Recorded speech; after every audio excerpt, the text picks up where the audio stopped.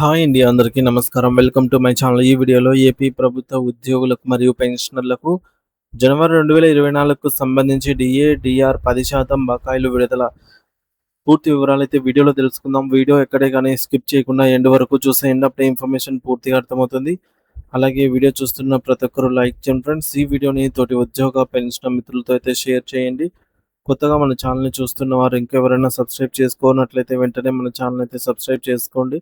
Subscribe చేసుకోవడం వల్ల నేను చేసే ప్రతి ఒక్క వీడియో మీ వరకు రీచ్ అవుతుంది. ఇక ఆలస్యం చేయకుండా వివరాల్లోకైతే వెళ్ళిపోదాము. ఫ్రెండ్స్, ఇక విషయానికొచ్చినట్టయితే ఆంధ్రప్రదేశ్ రాష్ట్ర ప్రభుత్వ ఉద్యోగులకు, పోలీస్ సిబ్బందికి, గౌరవనీయులైన ఉపాధ్యాయులు మరియు పెన్షనర్స్ అందరికీ నా నమస్కారాలు. ప్రస్తుతం ఆంధ్రప్రదేశ్ రాష్ట్ర వ్యాప్తంగా ఉన్న ప్రతి ఒక్క ఉద్యోగి మరియు పెన్షనర్ ఇళ్లలో అత్యంత ఉత్కంఠంగా చర్చనీయాంశంగా మారినటువంటి ప్రధాన అంశం ఏమిటంటే అది 2024 జనవరి నెల నుంచి రావాల్సిన కరువు భత్యం డీఏ మరియు పెన్షనర్లకు అందాల్సిన కరువు ఉపశమనం డీఆర్ బకాయిల అంశమే.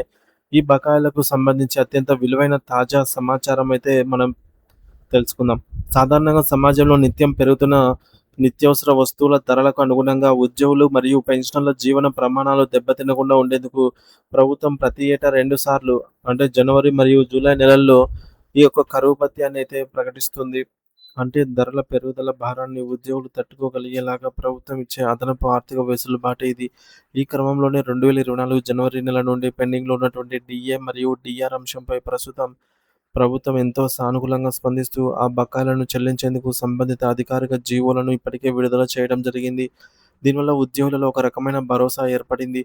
అయితే ఈ బకాయిలకు సంబంధించిన నగదును ఏ విధంగా, ఎప్పుడు చెల్లించాలి అనే విషయంలో ప్రభుత్వం ఒక స్పష్టమైన మరియు నిర్దిష్టమైన ప్రణాళికను సిద్ధం చేసింది. ముఖ్యంగా ప్రభుత్వం విడుదల చేసిన ఉత్తర్వుల ప్రకారంగా ఈ మొత్తం అరియర్స్‌లో 10% భాగాన్ని మొదటి విడతగా ఏప్రిల్ నెలలో చెల్లిస్తామని చెప్పేసి ప్రభుత్వం సిపిఎస్ ఉద్యోగులకు మరియు గౌరవనీయులైన పెన్షనర్లకు ఒక గట్టి హామీ ఇచ్చింది.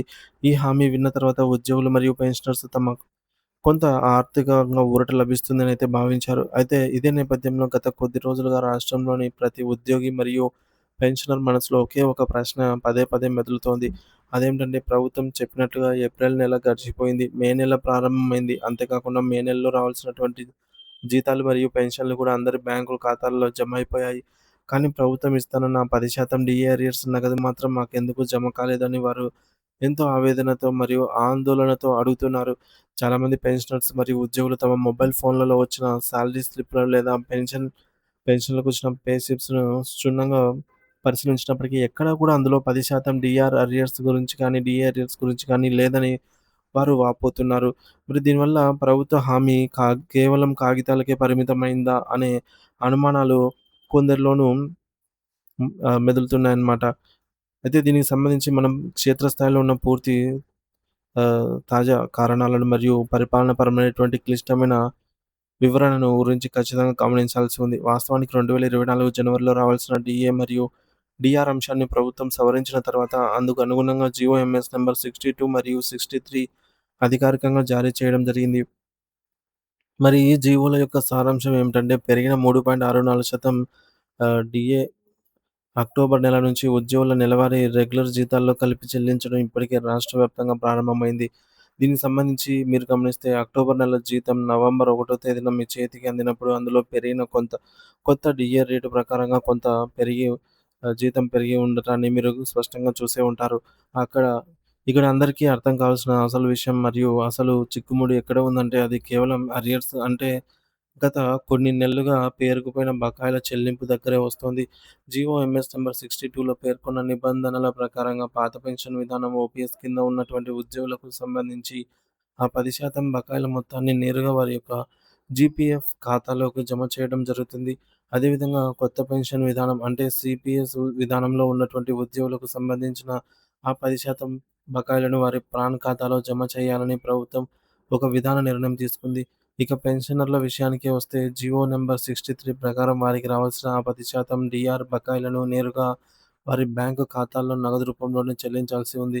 అయితే ఇక్కడ షెడ్యూల్ ప్రకారంగా చూస్తే ఏప్రిల్ 2026 నుండి ఈ చెల్లింపుల ప్రక్రియ పూర్తి స్థాయిలో ఒక రూపానికి వస్తుందని ప్రభుత్వం పేర్కొంది. మరి ఇక్కడ మనం అత్యంత జాగ్రత్తగా గమనించాల్సిన విషయం ఏమిటంటే మిగిలిన 90% భారీ బకాయిలను ప్రభుత్వం 3 విడతలుగా విభజించింది. ఆ షెడ్యూల్ ప్రకారంగా మొదటి విడత ఆగస్టు 2026లో, రెండో విడత నవంబర్ 2026లో మరియు మూడో విడత ఫిబ్రవరి 2027లో చెల్లిస్తామని ప్రభుత్వం కాలక్రమ పట్టికను ప్రకటించింది.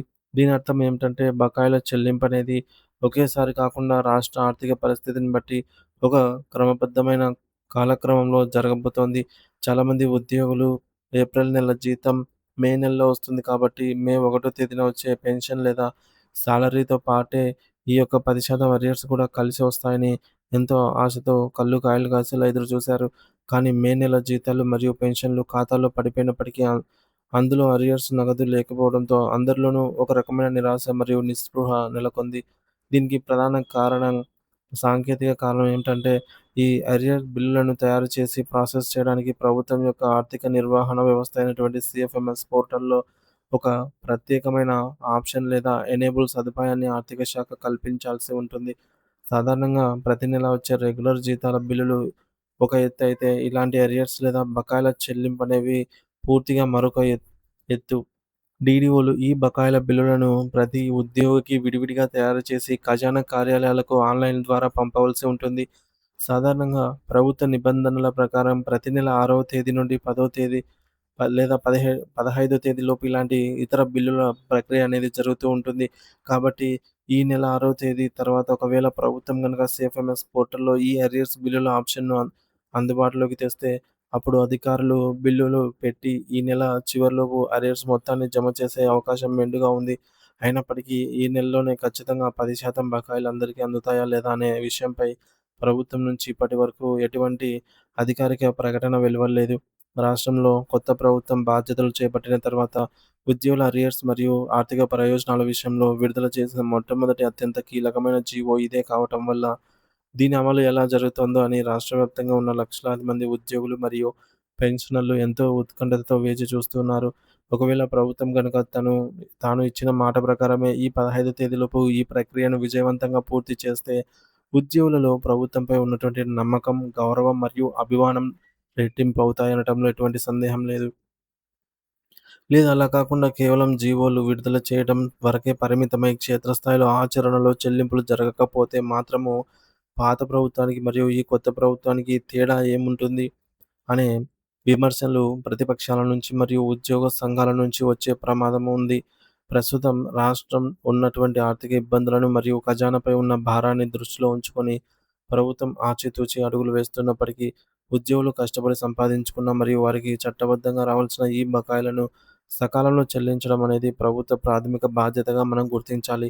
మొత్తంగా చెప్పాలంటే పెన్షన్లకు రావాల్సిన 10% నగదు నేరుగా వారి చేతికి లేదా బ్యాంకు ఖాతాలోకి రావాలి. కాబట్టి వారు ఈ వయసులో ఆ డబ్బు కోసం ఎంతో ఆశగా ఎదురుచూస్తూ ఉన్నారు. సిపిఎస్ ఉద్యోగుల విషయానికి వస్తే వారి ప్రాన్ అకౌంట్‌లోకి అలాగే ఓపీఎస్ వారికి జీపీఎఫ్‌లోకి ఈ నిధులు వెళ్లాల్సి ఉంది. ప్రభుత్వం తన చిత్తశుద్ధిని మరియు ఉద్యోగుల పట్ల తనకున్న ప్రేమాభిమానాలను నిరూపించుకోవడానికి ఈ నెలలోనే ఈ బకాయిలను విడుదల చేసే సానుకూల అవకాశం ఉంటుందని మనమందరం ఆశిద్దాం. మరి కొన్ని రోజులు అంటే మరో వారం రోజులు ఓపికగా గడిస్తే గానీ సీఎఫ్ఎంఎస్‌లో బిల్లుల ప్రక్రియ అసలు మొదలవుతుందా లేదా అనే దానిపై మనకొక స్పష్టమైన అధికారిక సమాచారం అనేది అందుతుంది. అప్పటి వరకు ఉద్యోగులు మరియు పెన్షనర్లు ఎవరు ఆందోళన చెందకుండా ఒకరికొకరు సమన్వయంతో ఉండి సరైన అధికారిక సమాచారం కోసం వేచి చూడాలనైతే మనవి చేస్తున్నాను. మరి ఈ యొక్క హక్కుల గురించి మరియు మీకు అందాల్సిన ప్రయోజనాల గురించి వచ్చే ప్రభుత్వం నుంచి వచ్చే ప్రతి ఒక్క చిన్న సమాచారాన్ని కూడా మన ఛానల్ ద్వారా అందిస్తూనే ఉంటాను. అప్డేట్స్ అయితే ఎప్పటికప్పుడు వస్తూనే ఉంటాయి. సో, ఇంకా ఎవరైనా సబ్స్క్రైబ్ చేసుకోకపోతే మన ఛానల్ సబ్స్క్రైబ్ చేసుకొని అప్డేట్స్ అయితే ఫాలో అవుతూ ఉండండి. Thank you for watching this video.